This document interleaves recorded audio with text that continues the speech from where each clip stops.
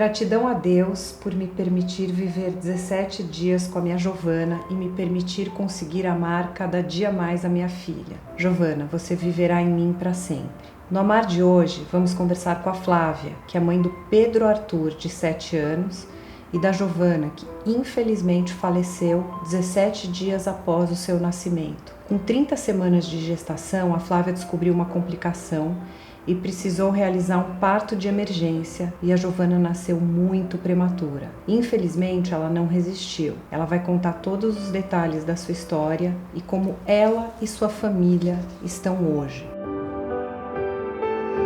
Bom, Flávia, muito obrigada por ter vindo do Rio até aqui para contar a sua história, que eu sei que você é muito fã do programa. Obrigada mesmo. Eu que agradeço essa oportunidade e esse trabalho lindo que você faz. Você já era mãe do Pedro Arthur e queria ter mais um filho. Daí você acabou engravidando e com 8 semanas você perdeu. O que aconteceu? Então, eu já descobri, na verdade, que eu estava grávida depois de 19 dias de sangramento. E aí, né, fiz todo aquele tratamento, repouso, e a gravidez não foi adiante. Infelizmente, quando eu fui fazer a segunda ultrassonografia, já não tinha mais o saco gestacional. Mas o sonho da gente continuou. Que o sonho do teu marido era ser pai de menina. Isso. E aí vocês continuaram tentando engravidar. Daí você teve um positivo novamente. Isso. Como é que foi?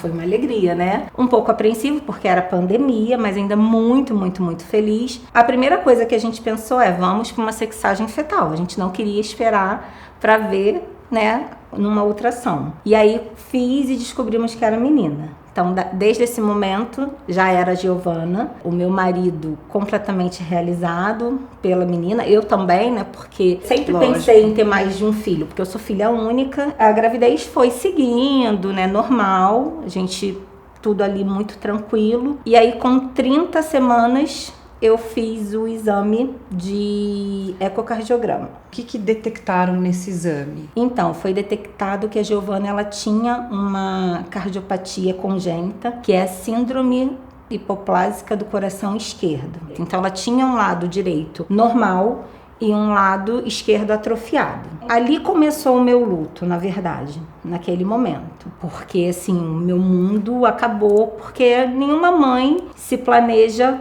para não ter um filho perfeito. Depois desse diagnóstico, obviamente, você ficou muito preocupada. Então, qual foi a recomendação médica e como é que foram os próximos meses de gestação? Logo após o diagnóstico, né, levei para o meu obstetra e aí ele me encaminhou para os especialistas. Então, eu fui atrás de pessoas, de médicos especialistas nessa cardiopatia. Ali eu consegui, né, encontrar essas pessoas no Rio de Janeiro e entender, refazer exames para confirmar o diagnóstico. Infelizmente foi confirmado e ali começou o planejamento para o parto. Eu lembro perfeitamente que essa especialista, ela falou para mim assim, olha, o mais importante é a gente levar a sua gestação até o final. Existia lá um protocolo, quando a Giovana nascesse, ela teria que refazer o exame, né, fora da minha barriga, e ela passaria por uma cirurgia, por uma correção de imediato, dentro das 24 horas, e ia ter um ciclo ali. Mas o mais importante era eu seguir a gestação até o final. A termo, pelo menos 38 semanas. 38, 39 semanas. Naquele momento, era o que a gente acreditava. A gente só queria acreditar que quando ela nascesse, o exame fosse feito nela, não ia existir. E eu me questionava muito de como que eu ia lidar. Tanto a minha obstetra, quanto a médica, né, a cirurgiã cardíaca, pediátrica, conversaram comigo para me explicar que a Giovana não ia ser igual ao Pedro, eu não ia embora para casa com a Giovana, que ela quando nascesse precisava ficar na UTI, então eu já precisava me preparar psicologicamente que quando ela nascesse eu iria para casa e ela iria ficar. Com 30 semanas você realizou uma ultrassonografia de rotina e a tua bebê naquele momento apresentava uma centralização fetal. Isso. Explica pra gente o que isso significa e qual era o estado de vocês nesse momento. Você estava se sentindo bem? Com o que você descobriu nesse exame? Eu cheguei para fazer o exame. No sábado anterior ao exame, eu senti um pouco de dor de cabeça, mas tomei a medicação, a dor de cabeça passou, nada que me deixasse preocupada. Na segunda-feira, quando eu acordei, eu senti a Giovana muito paradinha. Ela tinha o hábito de mexer muito à noite, quando eu me deitava e quando eu me acordava também. E eu fui fazer o exame e quando eu cheguei lá, eu vi que era um médico que eu fazia o exame sempre, então a gente percebe quando eles estão mexendo mais, né? E aquilo ali começou a me deixar um pouco tensa.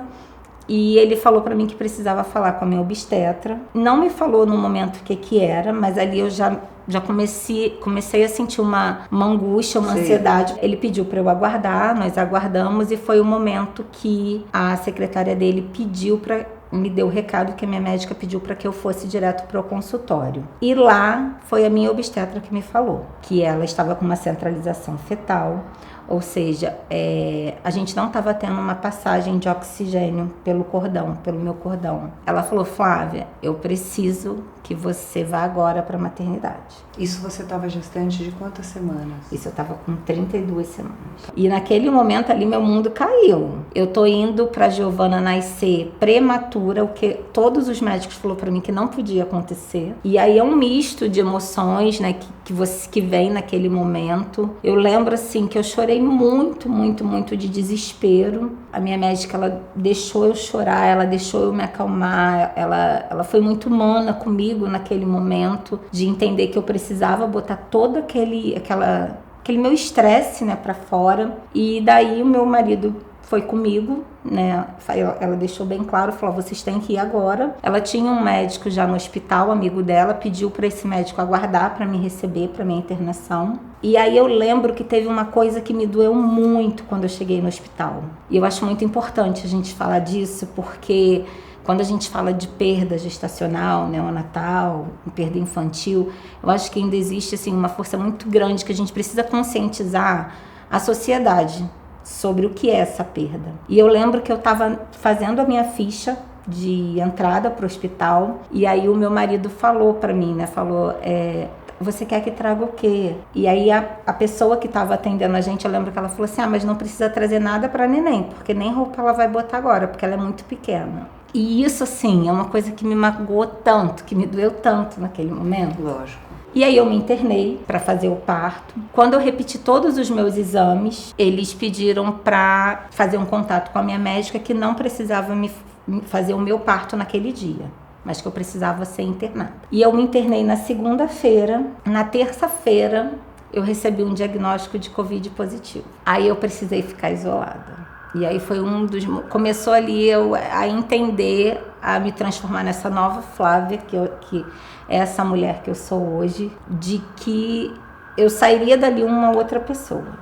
Porque eu me vi sozinha no momento que eu mais precisava de uma mãozinha ali comigo, né? Porque eu fui pro hospital, eu sabia que eu ia estar no quarto, que o meu marido ia estar comigo, me acompanhando, que a gente ia estar junto passando por todo esse momento de dor. Esse momento, assim, eu criei um elo tão grande de fé, de proximidade com Deus. Descobri uma força de uma mulher que eu não conhecia. Depois da tua internação, do seu isolamento, ela nasceu quando, Flávia? Ela nasceu no 5º dia, ela nasceu no sábado. Então com 33 semanas, Isso. Muito prematura. Muito prematura. E aí com menos de 24 horas do nascimento dela, ela precisou fazer uma cirurgia. Isso. No sábado a gente viu que não tinha mais jeito, que eu precisava fazer, porque ela já estava entrando mesmo em sofrimento fetal, então era uma questão mesmo de ter que fazer a cirurgia. Um parto muito, muito, muito difícil para mim, sabe, assim, muito tenso, porque naquele momento eu só falava assim: eu quero ver minha filha viva.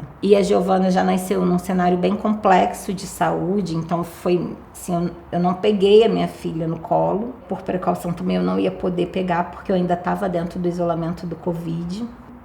E aí, né, no domingo, o pessoal da UTI foi no quarto, chamou meu marido. Eu lembro que naquele momento eu já imaginei que fosse para dar uma outra notícia. E foi quando eles falaram que ela precisava fazer uma primeira cirurgia.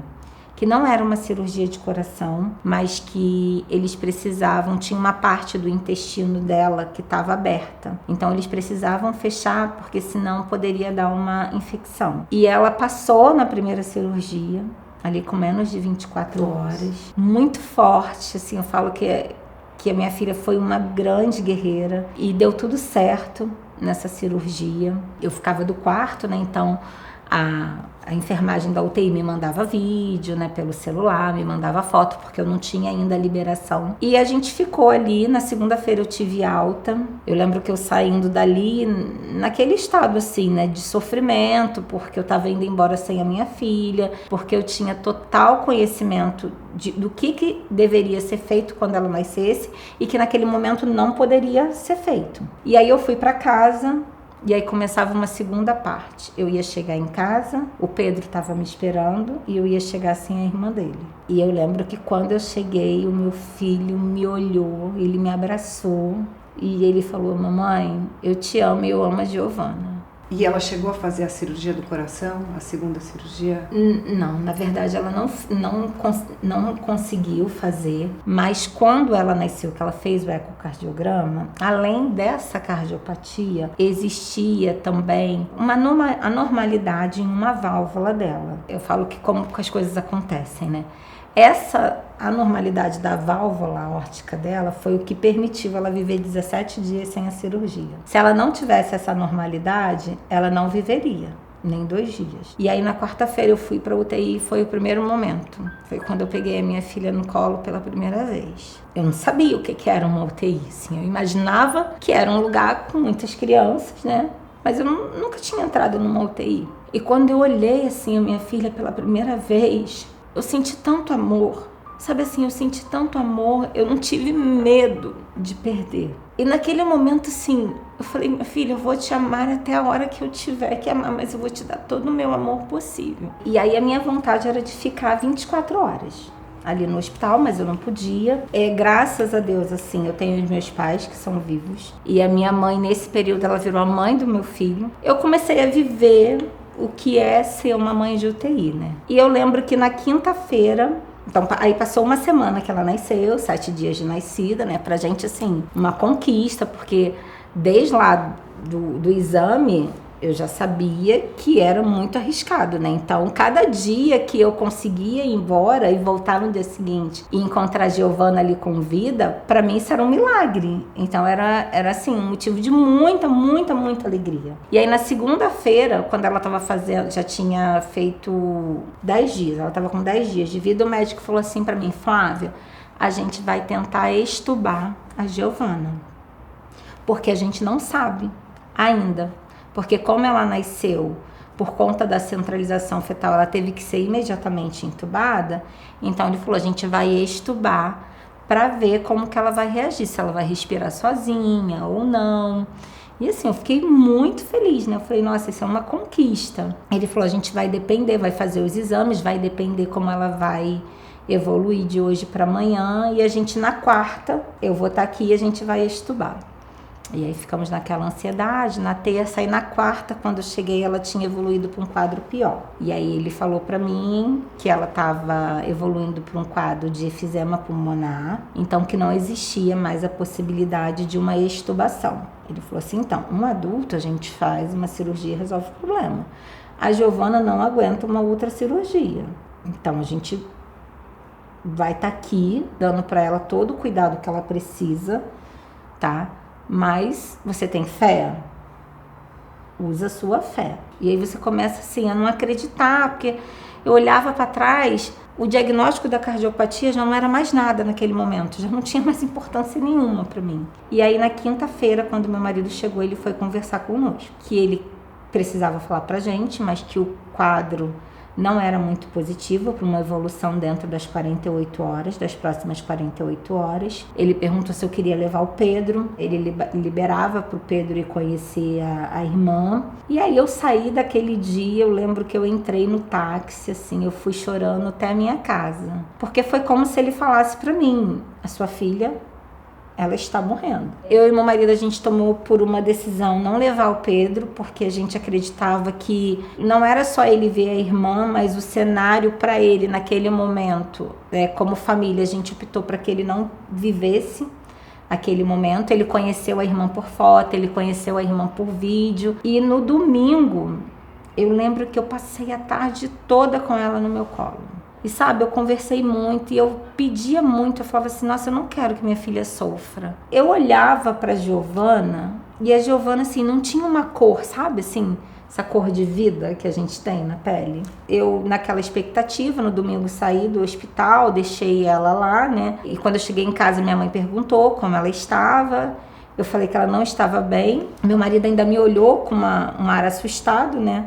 Porque ela estava tranquila, calminha, não chorava, mas era uma sedação. E aí eu falei com a minha mãe, eu falei, mãe, ela tá sem cor, tá com uma cor estranha. Aí minha mãe falou assim, icterícia. Eu falei, não, mãe, ela não está amarela, ela está pálida. E fui deitar, mas sim, eram 17 dias que eu não dormia, né? Porque tinha toda aquela ansiedade do meu telefone tocar, eu não estar acordada, eu querer saber. E durante a madrugada eu chamava as enfermeiras no WhatsApp do hospital para mandar foto, para saber se estava tudo bem. Porque é muito difícil você ir para casa e deixar.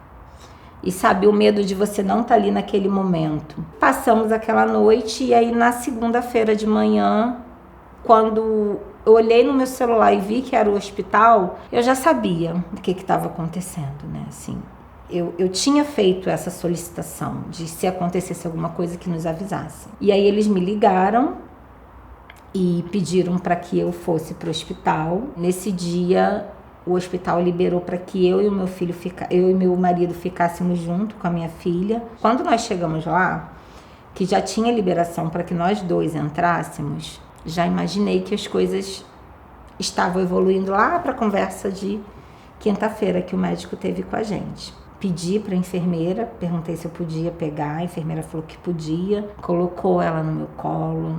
E eu olhava para a Giovana e eu sentia, ela assim, era como se ela falasse para mim, mesmo de olhos fechados, sabe, o quanto que ela me amava, o quanto que ela tinha gratidão por estar comigo, sabe? E naquele mesmo momento eu olhava para minha filha e eu era capaz de imaginar o quanto que ela estava me ensinando, me transformando numa pessoa melhor, o quanto de amor que ela estava me doando naquele momento. Não dá para te explicar assim, sabe? Mas como que você sentiu? Eu não sei. Não era num olhar dela, não era num carinho, não era numa fala, era simplesmente dela nos meus braços. E eu fiquei com a Giovana nos meus braços até o último momento. E eu lembro que, às vezes, falar assim, as pessoas dizem, nossa, mas como que ela conseguiu? Eu também não sei como que eu consegui, mas acho que foi a decisão mais certa que eu tomei na minha vida até hoje. Porque de toda a dor que eu passei a viver depois da perda da minha filha, porque é uma dor diária, porque hoje eu vivo, eu preciso sobreviver e viver, não vivendo um sonho e um planejamento que eu fiz. Então, todos os dias eu tenho que chegar na minha casa e saber que eu tô chegando, mas que a Giovana não está lá e não vai estar como eu gostaria que ela estivesse. E eu lembro que aquele momento ali da nossa troca era só uma troca de amor. Eu aprendi que o amor existe na dor, que o amor está presente no sofrimento. E foi exatamente esse amor, essa troca de amor dela nos meus braços, que me fez renascer, que me fez hoje, assim, falar dessa minha dor, porque quando eu falo da minha dor, que é uma dor que é diária, eu acredito que ela é curada, sabe, dentro de mim. Eu consigo tratar ela falando dela. E a gente ficou ali, eu lembro que aquele barulho daquele aparelho, sabe, assim, aquela coisa, aquela cena. Mas assim, a minha filha não deu um suspiro, a minha filha não deu um sinal de dor. E dali, assim, naquele momento, por mais que tenha sido o momento mais dolorido da minha vida, foi o momento que eu tive mais amor. Eu acho que eu nunca recebi tanto amor como naquele momento ali, sabe? Flávia, essa dor e essa perda não tem explicação, uma coisa que ninguém vai poder tirar essa dor de você. A gente sabe que o tempo ajuda um pouco a amenizar esse sofrimento.